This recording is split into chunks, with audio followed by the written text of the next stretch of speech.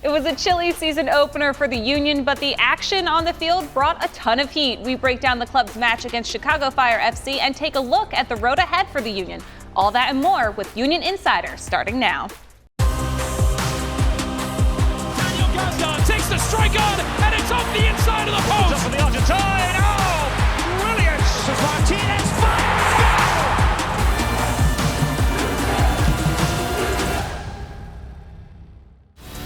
Hey everyone, welcome back to another edition of Union Insider presented by Independence Blue Cross. I am your host, Marisa, and of course, I'm joined by former Union defender Sheanon Williams. But in the middle of we have the one and only Sebastian Latour gracing us with his presence. Hello everyone, happy to be back. Happy to have you here. The Union opened up their season on Saturday with a 2-2 draw against Chicago Fire FC. It was a match that saw Philly go down a goal, then equalize, then repeat that same sequence all over again.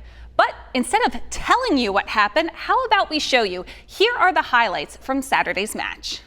After a fairly uneventful 30 minutes, we jump into the 38th. Chicago's Brian Gutierrez dribbles down the right side and nobody from the Union wants to step up. So Gutierrez fires from outside the box and absolutely drills it past Oliver Zemle for a 1-0 Chicago lead, which they take into halftime. The tone of the match, however, would change in the second. The Union already had a goal disallowed early on, but in the 55th minute, a nice build-up leads to a Quinn Sullivan assist on this Mikel Ua goal, which ties everything up at 1 apiece. The score would remain the same, tied at 1 until the 81st minute. After a great save by Oliver Zemle here, the ensuing chaos in front of the net just disorganizes the Union defense, and former Union midfielder Fabian Herbers gives Chicago a 2-1 lead. Union once again on the hunt, trying to find that equalizer. This time, however, it's in stoppage time. Check out this complete team buildup of this goal. Quinn Sullivan once again getting involved. This time, a nice pass to Jose Martinez, who hits a one-time cross to Daniel Gazdag as he heads it home for the 3rd minute of stoppage time. A great team goal by the Union, something you love to see so early on. And after all that, the Union would walk away from their first match of the season, a 2-2 draw, salvaging a point at home against Chicago Fire. So first game of the season, we know there's always going to be some bumps, some learning curves here and there. There were moments where the Union looked really clean, they looked really fluid in the attack, but there were also some moments where there were miscues, missed passes through the middle. Where's your level of satisfaction, not with the result, but the performance? I mean, if they start playing the game on Saturday the same way as they finish it, I think it would be a great performance from the Union. But we saw two different halves. We saw the first half, maybe it was the weather, maybe the first time, coming back home. It was not much, positive into the first half. Chicago played very well as a block of, defensive block in place. It was very hard for the team to play through them. But then in the second half, just the energy was different. You saw really the team pushing very hard, try to make a lot of opportunities. They scored 4 goals, 2 got disallowed for offside. 1 was very close, but you saw at the end, like if there's maybe 5 more minutes, the team could have won the game. You saw physically, I think the Union was better at the end of the game, and Jim Curtin just did 1 sub, putting Aaron Bedoya in. But lots of positive, with the combination on those 2 goals you just show. It was very, very nice to see. So hopefully they can keep building on it, and like you say, eliminate the little mistakes they did on passing and sometimes marking defensively, because they give up 2 goals at home and you want them to get a clean sheet. For me, it's what you expect at the beginning of the season. You know that there's going to be some ups and downs. They have some things going. I think their final third and their attack has been clicking so far at the early part of the season. But it really takes a couple games, 4 or 5 games, to get into your rhythm, to get into your flow, especially when you're starting off on a new season. They've had the advantage of playing in Champions Cup and getting a game, but it's really just the second competitive game, and it's going to take them some time to gel and get things going right out the gates. Somebody who looked really like they had a lot of flow and looked very strong early on was Quinn Sullivan. We talked about how he's ready to take on a bigger role. He was getting in behind that Chicago defense a lot. He had a lot of great passes across the middle. Where would you rank his performance in terms of the whole team? I think he was one of the best players for the Union, especially in the second half. We didn't see much in the first half, but in the second half, like you say, his energy, going behind the defense. He was not scared to take some shots, not always passing. He's involved, in both of the goals. I think he's pairing with Nathan Ariel. I think they know each other pretty well, so you can see that Nathan Ariel really helped him a lot, going overlapping so he can go inside. But it was great to see him, not being scared. He has, big shoes to fill, taking the Alejandro Bedoya position from last season, and I think he did very well to really be implicating himself into the goals, and it's what you want. He didn't score yet, but he has some assists already. Yeah, and Sheanon, for you defensively, what happened on those 2 goals that Union allowed? I think they're just some miscommunications in the back line, something that they need to sort out. They've given up some, let's say, weak goals so far this season, and that's something that it's just comes down to communication, knowing who's supposed to step when and where they're supposed to be at different times. I think in the 2 goals, you see them get a little bit disorganized, and that leads to bad things. It's time to introduce another new segment here on Union Insider that we like to call Key Play of the Week, presented by Subaru. Each week, we're going to break down a difference-making play from the previous match and give a little insight into how it took place. Sheanon is up first, and the key play is the reason why the Union took a point from this match and not 0. Our key play of the week this week is going to be the second goal from our Union. It's going to start with the Union circulating the ball out wide, getting it into Quinn Sullivan. You can see Martinez here coming to the ball and then clearing out that space. Instead of stopping his run, he then looks to turn and see if he can get on the end of it. This is a great ball by Quinn Sullivan into Alejandro Bedoya, who does a really good job just to cushion it into the path of Martinez. And then Gazdag taking a chance to get in the box. We talked about it last year, how we wanted to see him score more from open play, and he gets his first in the first game of the season. It's just a really good job all around by the Union, not giving up on the game and taking it to Chicago. You see the layoff there, and Gazdag filling the box the correct way. This is a really good goal by the Union here, and something that they've been clicking in the offensive end. Again, Martinez checking to the ball, clearing out that space to loop back in around, and then Gazdag on the end. Again, a good goal by the Union, and it keeps the game at 1 point for the Union and gets them off to at least a point in their first opener. We've got more Union Insider for you in a bit, but first, here's your Union trivia question presented by United Concordia. Mikel Uas scored the first goal of the season on Saturday, but who is the only player in club history who scored the season-opening goal multiple times? Find out the answer later in the show. We're back with this week's Tweet of the Week. We just broke down the Union's late equalizer against Chicago FC on Saturday, but we weren't the only ones to appreciate how great of a team goal it was. @Wevy19 on Twitter said about the goal, "What a beautiful goal. More of this, please. I couldn't have said it better myself." Welcome back to Union Insider, presented by Independence Blue Cross. I'm Marisa Pilla. The Union kicked off their season on Saturday night, but the first team wasn't the only Union team in action this weekend. With this week's Union Roundup presented by Green Mountain Energy, here's our Union Club reporter, Sage Hurley. Sage? Thanks, Marissa. I'm Sage Hurley with this week's edition of Union Roundup. This time, we'll be checking in on the Baby Snakes, who took a trip down to the Sunshine State to take on Orlando City and Inter Miami.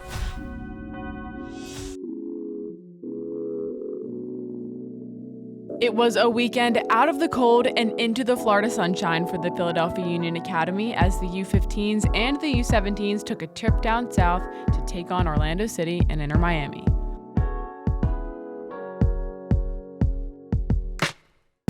On the first match day of the weekend, the Union took on Miami's Academy with the U17s up first.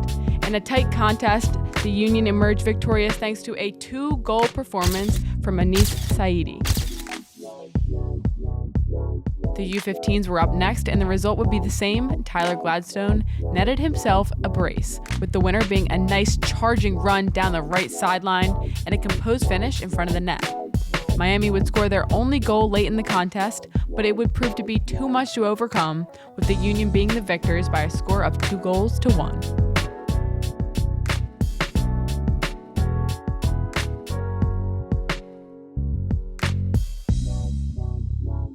The Baby Snakes took a drive up I-95 for match day 2 for a set of games against Orlando City.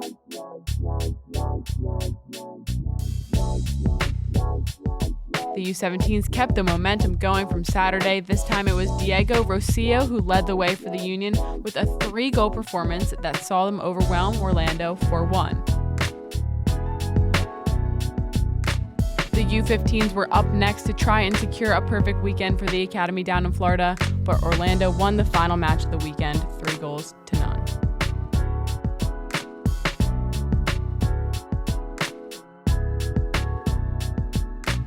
Overall, the trip was a successful one, coming home with 3 victories out of 4 as the Philadelphia Union Academy continue to show why they are one of the very best in all of Major League Soccer. That'll do it for this week's edition of Union Roundup. Don't forget to tune in next week for your inside scoop on all things Union. Thanks so much, Sage. Guys, I love the baby snakes. I got to say, that's probably the best nickname. We're going to head back to the first team now. It's time to move on from Chicago and shift our attention to the Union's first road match of the season against Sporting Kansas City, as the guys hand me their keys to the game presented by Subaru. All right, let's look ahead to Kansas City. What's a key to a successful game for the Union? I mean, it's going to be a tough game. We all know it's a Kansas City home opener, so we know the energy will be electric from the beginning. And I think for me, the game plan of Jim Curtin will be very important, especially defensively, to have like a great defensive block in place, make sure that it's very hard for Kansas City to go through the line, kind of like Chicago was doing to the Union into the first half, and then try to be able to counter-attack, which is usually the strength of the Union. And just to build off Seba's point, my key to the game is going to be connecting those first few passes after they win the ball. It's going to be really important that they build through Kansas City's press and look to get it into their front three, and then we see how dynamic they can be from there. So that's going to be my key to the game. Can they connect their first 2 or 3 passes out of pressure into their front three and get things clicking from there? Against Chicago, we saw Oliver Zemle in net for the Union. We might see him again against Sporting Kansas City. How did you think the defensive front in front of him played with that whole chemistry? I think he was not perfect, like Sheanon said. You know, it takes a few games, to get into the team, especially new goalkeeper, first game at home. It's always a bit different, and he was very cold, and he didn't have a lot to do during the game. But I love what he did, especially at the end of the game when he made a huge save on Barlow, who could have given maybe the 3-2 for Chicago. So he was in his games the entire time. I think he was ready, but more you play, better confident you are, and better communication you can have, especially with Glesnes and Lowe. So hopefully, if he does play, he could have another good game. Yeah, Peter Vermes and Sporting Kansas City are kind of that team you can never really count out. Think about how they ended their postseason run. They were a lower-seeded team that just kind of kept barreling through the Western Conference. How much do you think they're going to be building off of what we saw at the end of the season? They're definitely going to look to continue. They had a good end of season last year, and Peter Vermes is somebody that we know is very fiery and is wanting to get his guys going, especially when they're at home in front of that crowd. So I look for them to try to pick up where they left off last season. They were good at home last season as well, and hopefully they can continue that. That's what Peter Vermes will be hoping to continue into this game. Coming up on Union Insider, we're going to be taking a closer look at a Kansas City player who may be giving the Union some problems on Saturday night. More Union Insider after this. Time now for our Chick-fil-A Nugget of the Week. Saturday's 2-2 draw against Chicago Fire FC was the 6th time the Union recorded a draw in their season opening game. The record following the match is 2-1-2. Still into the area. Davis for Pulido! Top of the box, Tommy. This is Pulido off the left foot, fires and scores!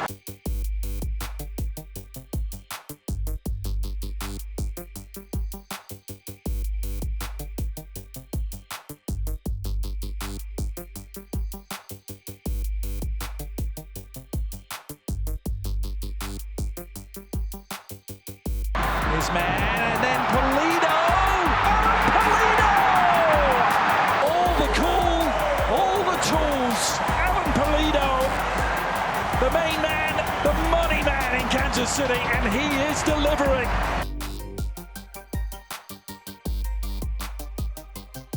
He heels it to Alan Pulido! He is in scorching hot form.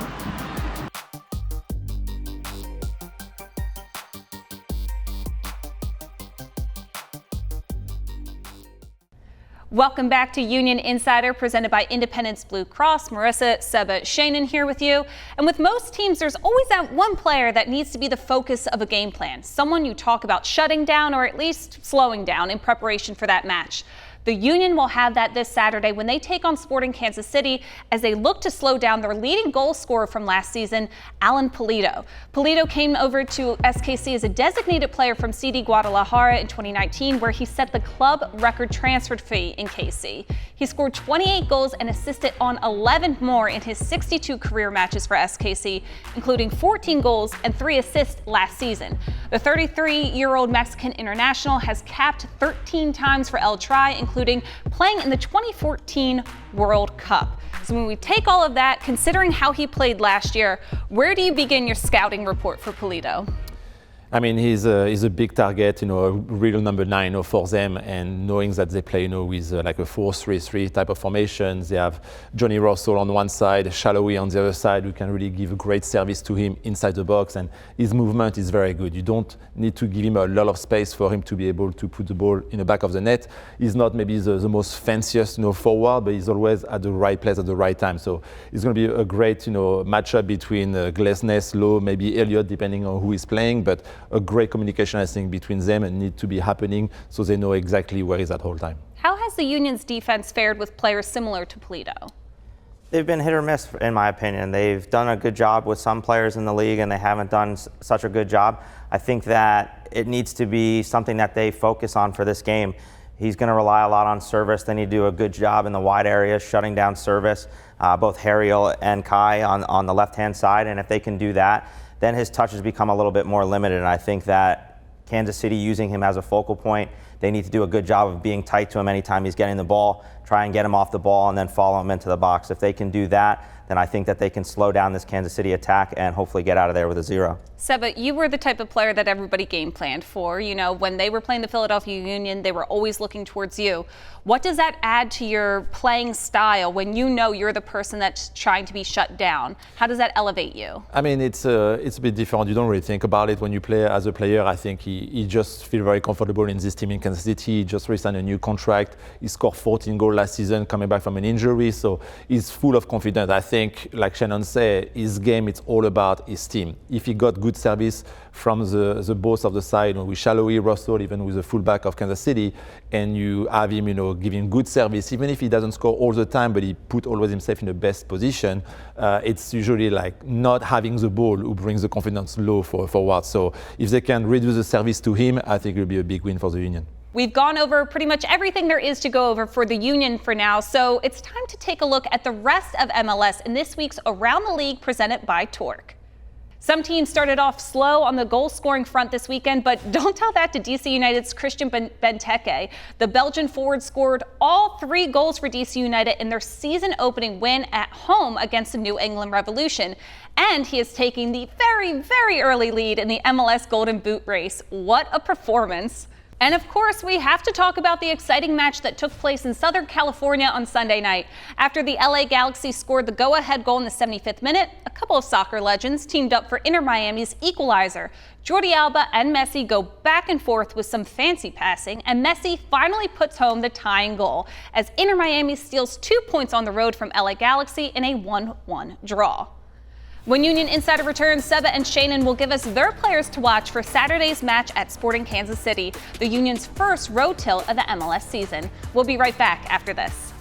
Here's the answer to this week's Union trivia question presented by United Concordia. Surprise, surprise, Sebastian Letou is the only player in Union history to score the season-opening goal for the team on multiple occasions, doing so in the club's inaugural season in 2010 and again to open the season in 2013. Tonight it's about a complete 90 minutes from every guy, right? Looking across from the guy that you're playing against and winning all 11 matchups.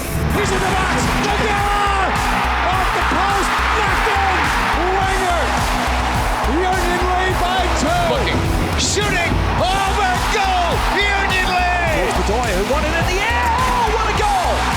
What a goal. Alejandro Bedoya teeing it up. Barnetta. He's in. 2-0 Union. An absolute dime from Brendan Aronson.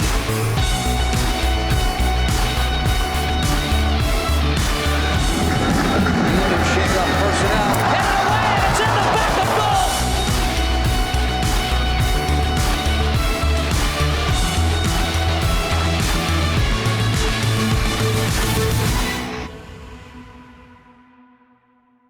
Welcome back to the final segment here on Union Insider presented by Independence Blue Cross, and we have the man, the myth, the legend, Sebastian Letou himself. Any comment on your trivia question? I had the answer, yes. Yeah, you knew the answer. Yeah. Sheanon, did you know the answer? I was there for both of those, so yeah, I definitely had you that both answer. better I have would hope I had the answer. We're going to wrap things up here this week, but of course, before we say goodbye, we need our all-state players to watch. So Seba, who are you watching as the Union take on Kansas City? So we talk about the tactic of the Union, try to, I think, go into a good block defensively and try to get good counterattacks. So I think it'll be a perfect game for Mikel Ura.